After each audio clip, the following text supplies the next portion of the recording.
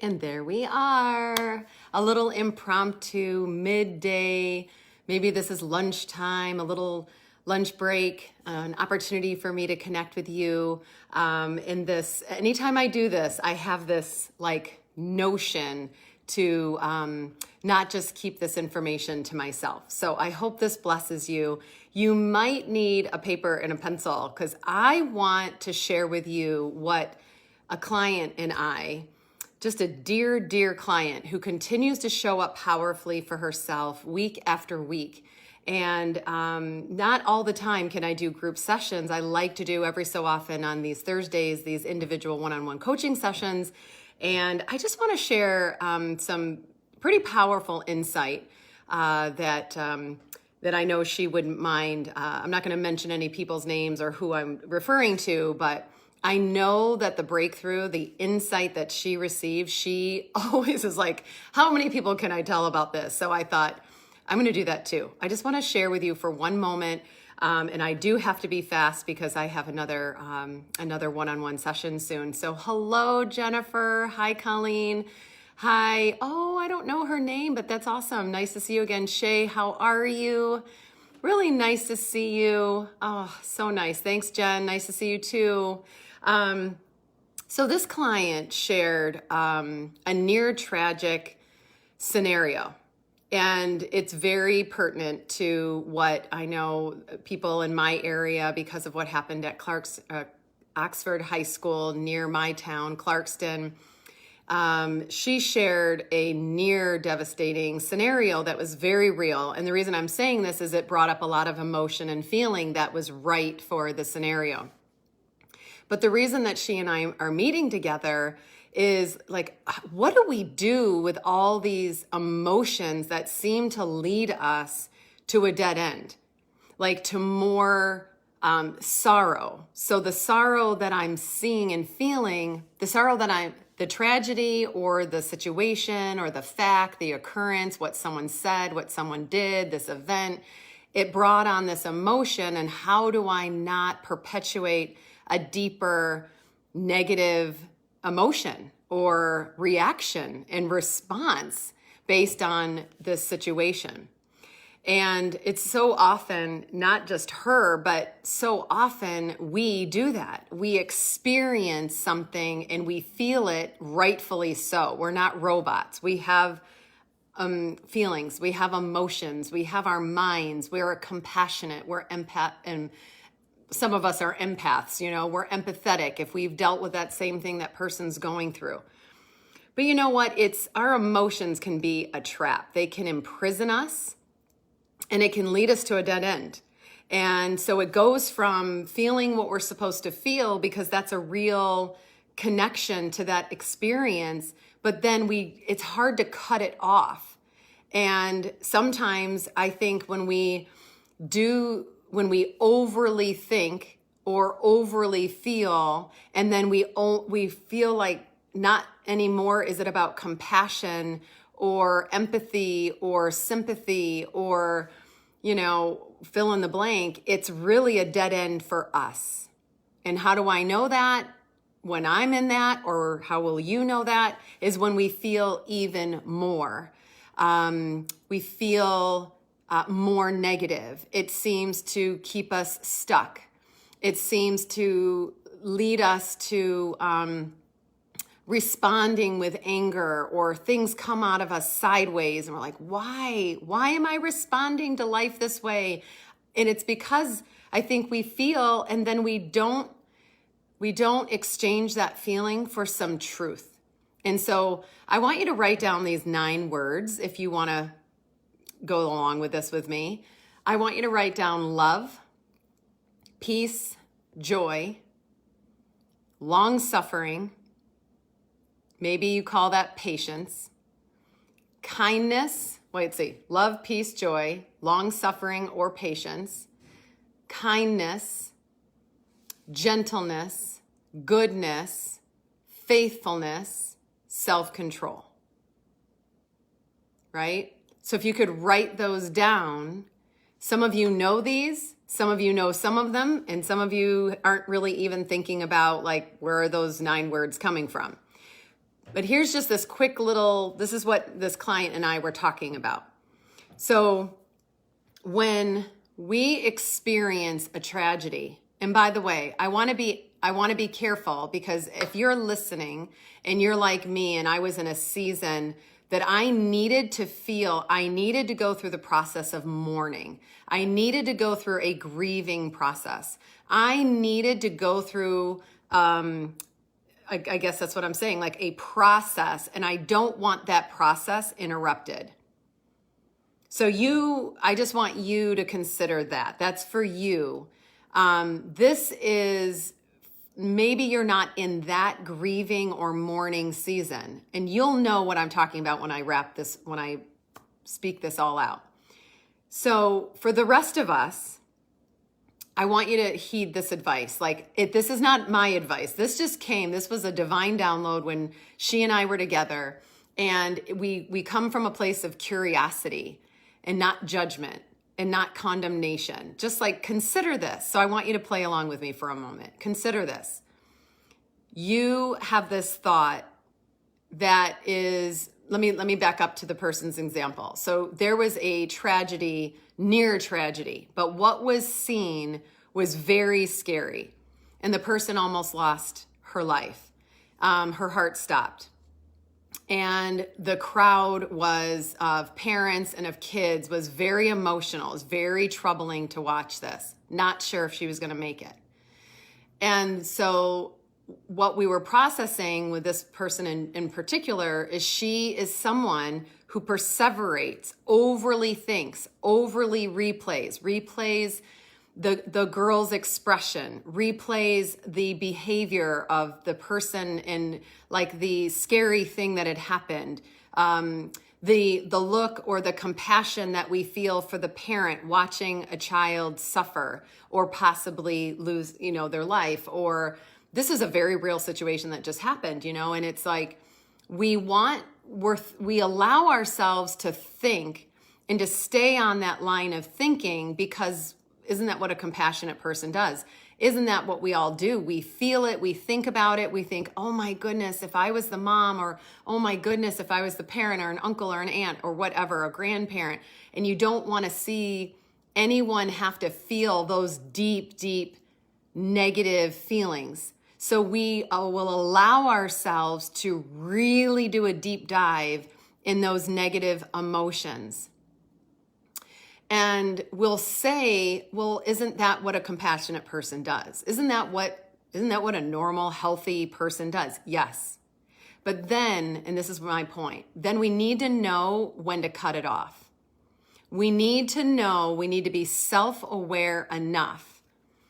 I couldn't tell my client what. She had to discover that for herself. Where is the point that it needs to be cut off? Where is the point that the worry needs to be cut off? Where is the point that compassionate thought, playing in our minds, this thing that occurred, and then going and just sitting and feeling it, this hurt that we experienced and really feeling it? Well, isn't that what people would do? So I had asked her questions so that she would reveal in herself, at what point do we stop that thought? So we went down that path. And then how do we exchange? If we can learn to exchange the thought, not just cut it off, not just stop it cold turkey, not just let it go. No. But to say, what is it that I'm searching for? What is it that I'm needing? I mean, that's really what it's about. What do I need in this situation of deep worry, of deep pain, of deep anguish, of deep empathy, sympathy, compassion? There's something first. So play along with me for a moment. Those 9 words: love, joy, peace, patience, kindness, goodness, faithfulness, gentleness, self-control. So then I asked the client, I said, what is it that you really need? If you were to think of those 9 words, which one of the 9? What do you need right now while you're thinking those real thoughts? We call them negative because they're not serving. I'm trying to think, this is a good question. Why calling it a negative emotion? If it isn't I want to say serving us well, but sometimes we need to feel to get through a process. So that's why I'm being careful. It's easy for me to talk about it one-on-one because I know the person, but I'm trying to make this applicable to all of us. So you know that emotion, it is negative where if we hang out in it too long, it will not serve us well. It doesn't even serve the other person well. The other person doesn't even know we have compassion for him or her. And we're like, well, that's what a compassionate person does. Sometimes when we're with the person, it's better that we also cut off that emotion so we can serve from this place of one of those 9 other mindsets. So let me do this again. What is it in that stream of thought that's worry, fear, pain, depression, anxiety? Obviously, depression is more over time, but if I'm in that stream of thought, of those 9 qualities, which is the one that I really need? What is the one I really need? And then she said, I think I want peace. And then we talked it through and she said, no, it's faith. It's faithfulness. Why? Because I am jumping into the future. I'm worried about the future. So I'm feeling deep emotion for something that hasn't even happened yet. And I am letting my own mind fill in the blank for something that hasn't even occurred. Or I'm saying, oh my goodness, what if the person died right there on the field? What if the mom, and so they would jump ahead and she said, I need peace. And then she said, wait a minute, what I think I really need is faith. I need to have an increase of faith that all will be well and that, let's just say, God's got it handled. He's got it covered where I don't know. I don't have it covered. He's got that part covered. Now that was for her. And then I'm feeling like this was so good. This was such a great nugget. I think it applies to all of us. And I've done this just recently for myself. I actually looked at a list of emotions because my emotions were all over. And I just thought, what is it that I'm feeling? Anyone with me, you don't even know what it is you're feeling because you've been triggered by something that like maybe 4 or 5 different feelings is being experienced because it's that complex. Okay. Regardless if you could name one feeling or if you could name all 5 or if it's a jumbled mess, what is it that I need right now? I need love. I need love. I need love to show me the way. I need love to speak on behalf of the fear that I'm feeling. That's what I need. Or I found myself saying, I'm trying to think of my personal example, and feel free, Sheila or Nicole or Jen, Val, if you have an example, I'd love to use yours and like work together for a minute, and coach through this. But my most recent example, I thought, it was gentleness. How can I see this thing from a more gentle rather than a harsh perspective? And so if we learn to pause, name what we're feeling the best we can, and then say, what is it of these 9 qualities? What is it that I am looking for?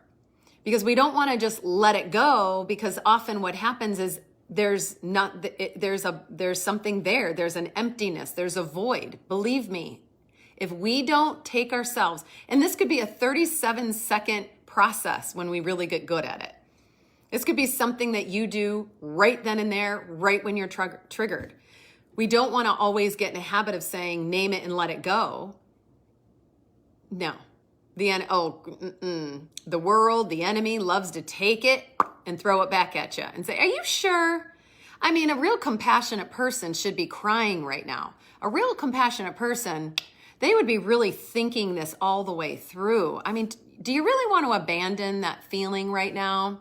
And so some negative self-talk or pretend talk that you're thinking someone else is saying and they're not even in the room. So it's not only about letting it go, trying to put it aside. It's about shifting it and exchanging it to one of those 9 other qualities. What is it that I, right at this second, don't let someone give you the advice and tell you what to feel. You know what? And I love, I'm going to jump onto another topic. Let me stop. I don't let someone tell you how to feel. You pause and say, what is it that I need right now? Yeah, I need a good old dose of, and whatever the emotion is, maybe it is that I need self-control. I need to come back to this worry, because my worry in deep fear is I'm feeling out of control. And then sometimes you will go, wait a minute, it's love. I need to be loved. I want that love. And you can get it just by your thought process. By the way, this thought process is not dependent on anyone stepping in for you. This is the part of you that is the spiritual part of you. Yes, you, the spiritual part of you, where you can say, I need to tap into love, that love is there, and I need that right now. I'm trying to come up with one more example. I want to see if you guys are sharing anything. So we'll just end it there. That's enough. I just want to keep giving examples, but I think you get the point.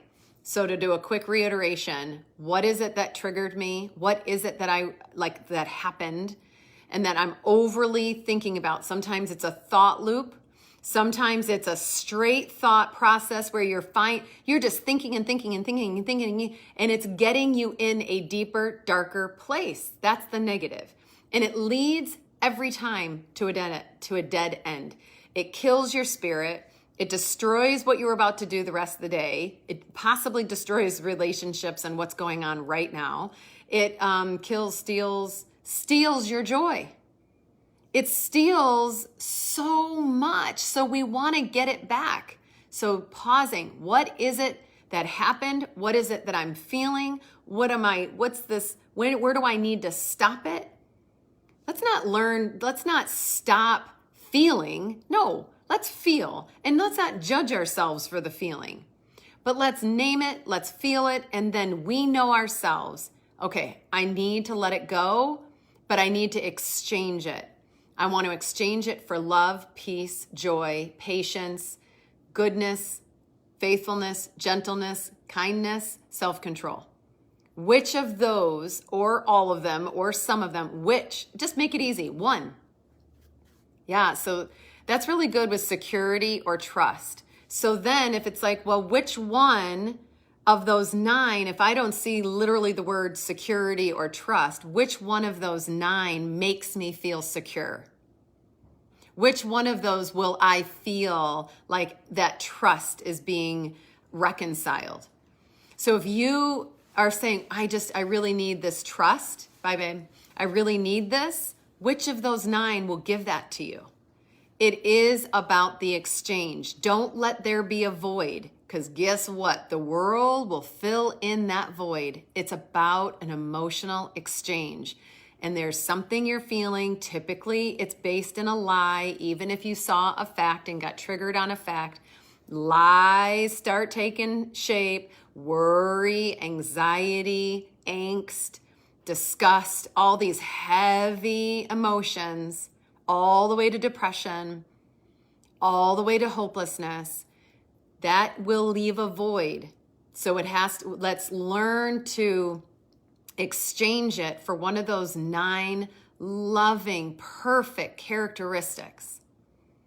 Give it a try. I would love for you to come back on later onto this video and leave a comment. I would love to have this beautiful soul's coaching experience, this beautiful nugget bless not just her and I. It was an awesome session. So that's it. I just wanted to give you that little nugget that we felt so blessed over. I just want to see if there's anyone. Yeah, that's so good. I'm just looking at, yes, the negative self-talk. Yes. The negative self-talk, it's even easier because it's just between you and you. It's your spirit and your soul having an argument with itself. So you get to say, I'm having this disconnect within myself. I'm negatively talking about myself. I'm tearing myself down. So then you can say, what is it that at this moment what is it really going on? What is it I'm really looking for? And think of one of those 9 characteristics. Play around with it, have fun with it, try it on for size, and say, you know what? I wonder if it's patience. I wonder if I need to be more patient with myself. I wonder if I have high expectations for my actions, for myself, for the way I show up in life, you will know when you hit it on the head. You will know. All right, I gotta go. It's almost time for my next one-on-one session. Love you all so much. I hope it was a blessing, and I would love, love, love to hear how this possibly benefited you. All right, or if you have no idea what I'm saying and you have more questions, leave some comments. I'd love to interact. All right, love y'all. Bye.